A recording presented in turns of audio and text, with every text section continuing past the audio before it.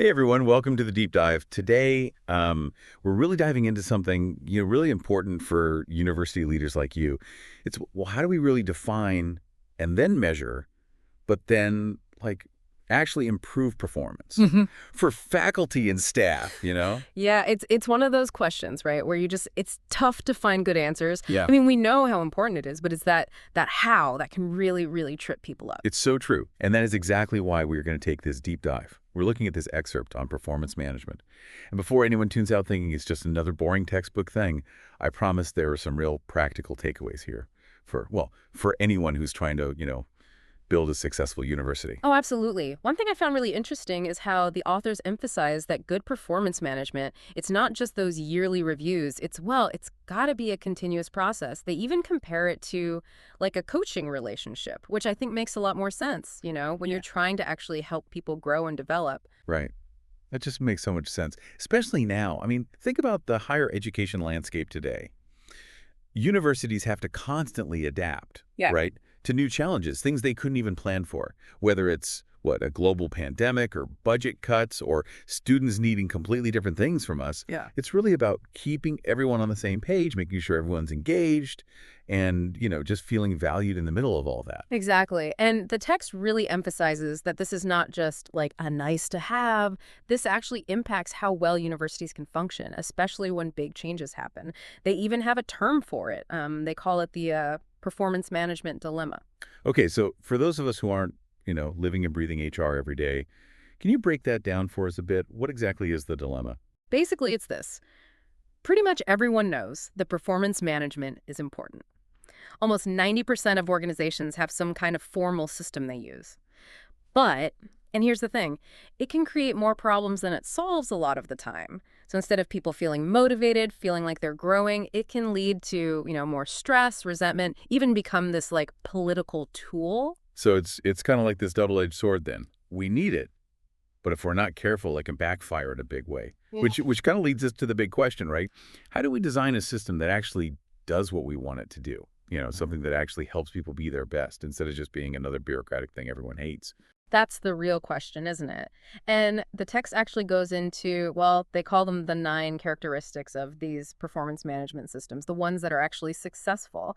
And some of them are, what you'd expect. Like, of course, you want to make sure the system, whatever you're using, it actually supports what your institution is trying to do, right? Yeah. It's got to match your goals. But then there are a few that, well, I think they might surprise some people, especially if you're used to doing things the old way, top down. Okay, now you've got me curious. Give us the highlights. What are we missing here? One that really stands out is, well, they call it inclusiveness. And I don't just mean, being nice to people. This is about actually getting faculty and staff involved in the process, like right from the start. Imagine how different things would be if your team, if they felt like they actually had a voice when you were building the whole performance management system. That's huge. Yeah. It's not about doing something to them. It's about creating a system with them. And I bet that feeds into another one of those characteristics the text mentions, fairness and acceptability, right? I mean, if people think the system is already rigged against them, they're not going to be fully on board, right? Exactly. It's about trust and making sure everything's transparent. And that includes, this is important, thinking carefully about who's doing the evaluating.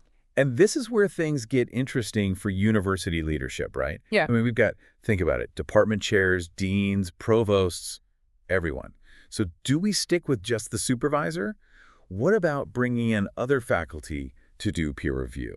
Or, and this is where I'm really curious to hear your take, what about getting student feedback? It's a question that always seems to get people going. And the text, it actually looks at both sides, the pros and cons of all these different perspectives.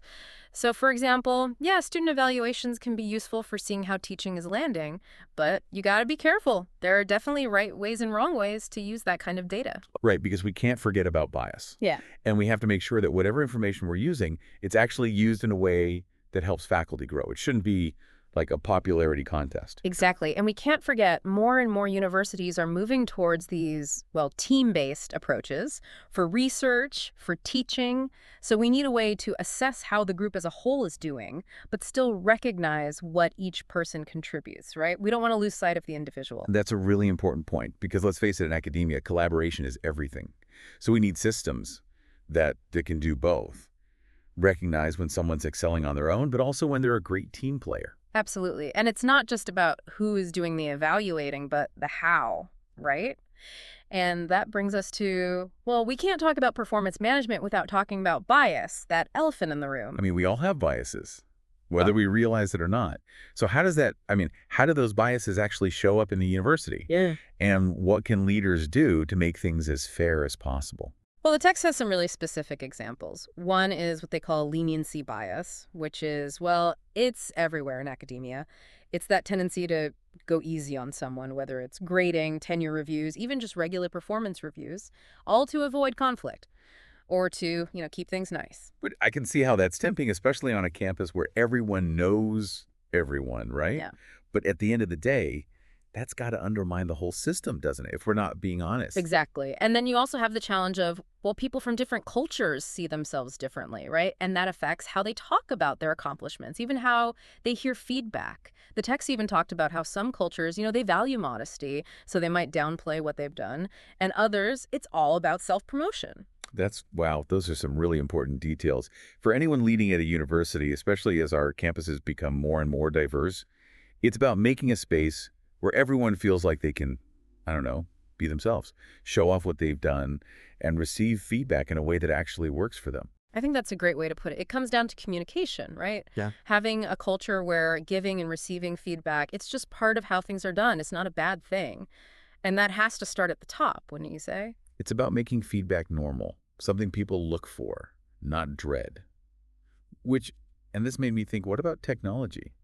Like all this, well, electronic performance monitoring, EPM, it feels like it could go either way, right? Hmm. You could use it to see how people are doing, but you could also end up with this like Big Brother thing where everyone feels watched all the time. It's a really, yeah, it's something to think about for sure. And the authors of the text, they actually talk about it pretty directly because EPM, it's everywhere now, even in universities, whether it's, keeping track of who's logging into those online learning platforms or even analyzing like how often faculty are interacting with students online. All that data is being collected. Wow, so it's not just like a theoretical thing. Universities are really using this kind of data to like assess how faculty are performing. Yeah, it's happening. And it can be useful, Yeah.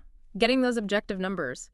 But if you're not careful, if you don't do it right, it can really backfire. They even, the text mentions this study that found EPM can actually make employees more stressed, which, makes sense.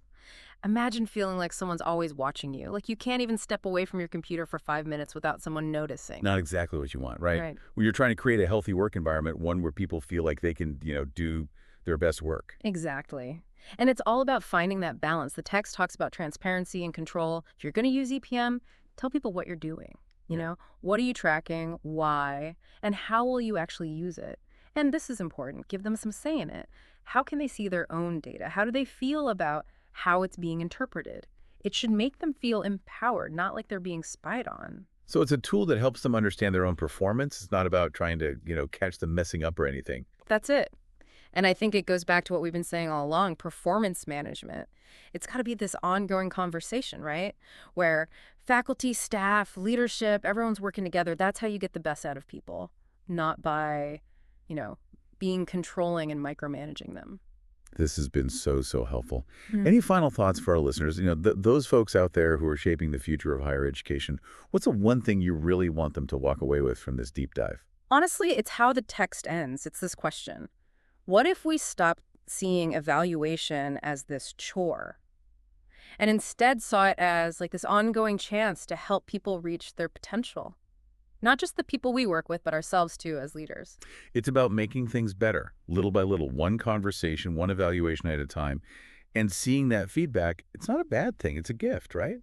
That's a great way to put it. It's a journey, the whole thing. Yeah. But it's a journey worth taking. Absolutely. Well, that is all the time we have for today's deep dive. We hope this gave you all some things to think about, maybe even spark some interest.